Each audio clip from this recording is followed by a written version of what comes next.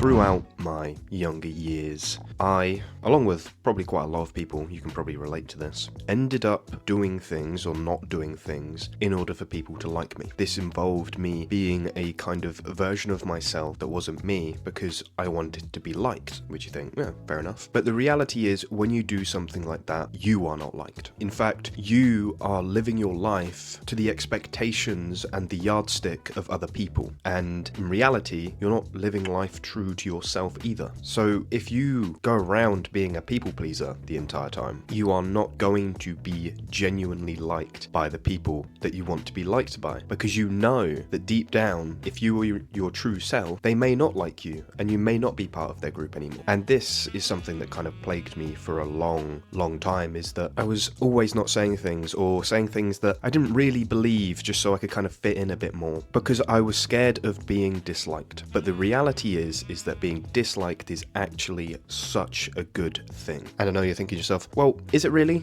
Like, you know, I don't want to be disliked, I don't want to be hated, etc, etc, etc. When you're disliked, that is proof that you are being true to yourself. You do not live in order to meet other people's expectations. If people have an expectation of you and you don't meet it, skill issue for them. That's their problem. That's none of your concern, really. When you live in order to appease other people, when you live in order to make people like you, you're not really living at all. It's always a kind of like command block. It's like, if I think this thing, will person think highly of me? If no, don't say it. If yes, say it. You know, it's not helpful, in fact, because you learn to hate yourself, because you believe that you being someone else makes you likable. You believe that by being a different version of yourself, by being an elevated version or a completely different version of yourself, that people will like you. And if you're yourself, you'll be disliked. And every single time you lie, and you know it's a lie, someone says, oh man, I love bananas, and you hate bananas, you fucking despise bananas.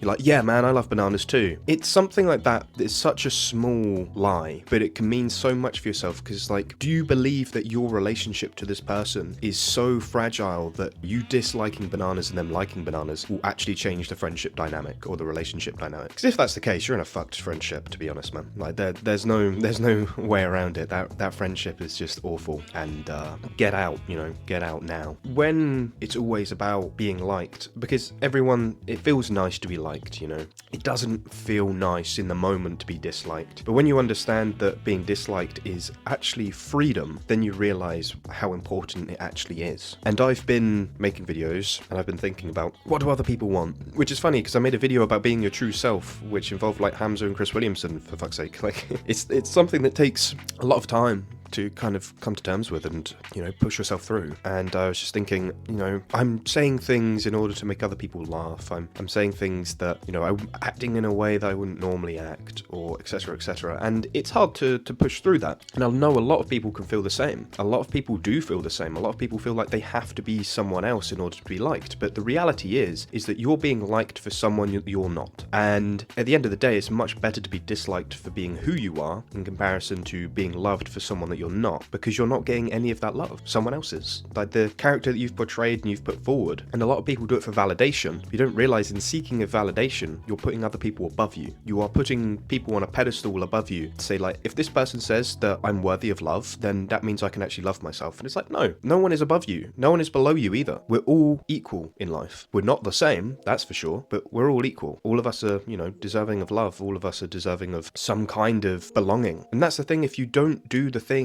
that you genuinely think or agree with or want to do, if you live your life to other people's expectations, then you're not going to feel like you belong anyway. You're not going to feel like you belong. If you want to go to a boxing gym and then your parents say, this is my example. I said, and this was like this year, I'm 24 for crying out loud. I said, oh, I want to go boxing. My dad was like, oh, don't go to boxing. They're all going to beat you up. They're all going to be like really mean people, and people who do boxing are awful, and yada yada yada, you're going to get beat up. Newsflash, didn't happen. But he said that, oh, go to taekwondo or jiu-jitsu or something. I was thinking to myself, I don't want to do that. And I'm not going to do something in order to just meet your expectations. And that's difficult when it comes to your parents, because obviously you want to appease them. But in the end of the day, it's your life, man. It's your life. It's no one else's to live. You have to live with the decisions that you make. You have to, you know, go with the choices that you make. And people want you to go to university. Family will want you to go to university, or friends will want you to get certain jobs. And, you know, people will want you to post certain things on social media about current world event because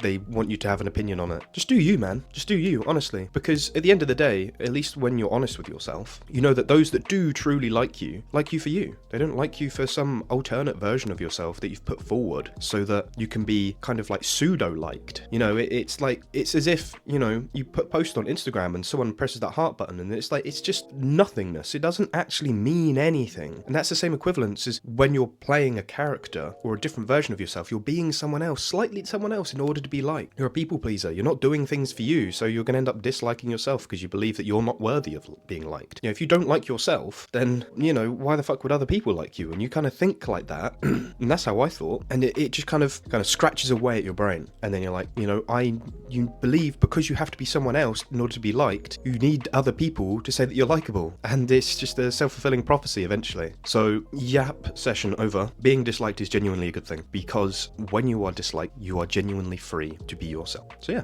go out there and just do you, bro.